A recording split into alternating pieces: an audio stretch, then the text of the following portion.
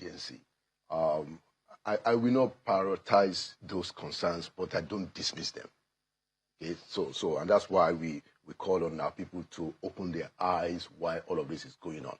But if you look at the extent of damage, clearly we need help.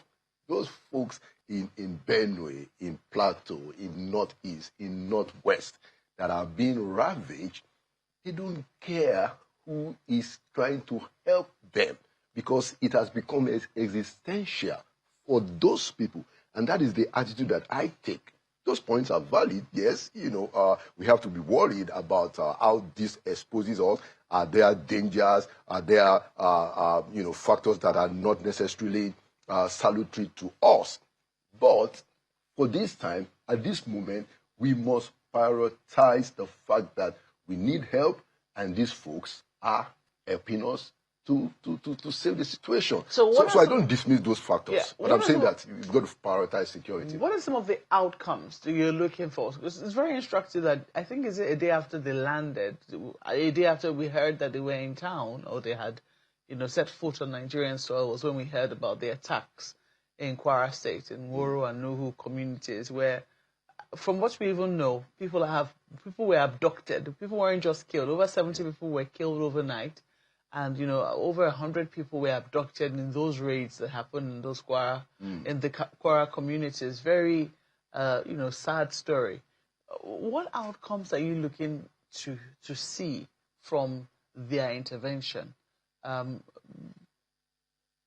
what you know of what it is that they've come to do? Yeah, so the outcome that I'm expecting is that we organize our military, particularly our military, in a more decisive manner that increases the efficiency of their firepower.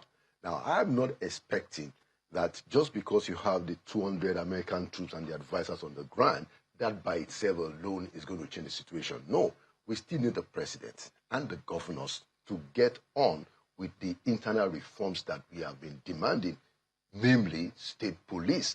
Let each state be able to secure its territory. It's easier that way in terms of structure. We haven't seen a lot of movement in that capacity. And like I've always said, when the president wanted to do the tax reforms, he bullied his way through. We need the president to become more bullish on the question of state police. The Americans come in, we help our military to do what they know to do. It will inspire them. It will give them additional elements of force to use, help their strategy, help their training. But ultimately, Nigerians, by ourselves, are the ones that can solve this problem comprehensively. And one of the things that we have left undone is to bring about state police. Look, in May, it's going to be 3 years of this administration. The APC promised this thing in 2015.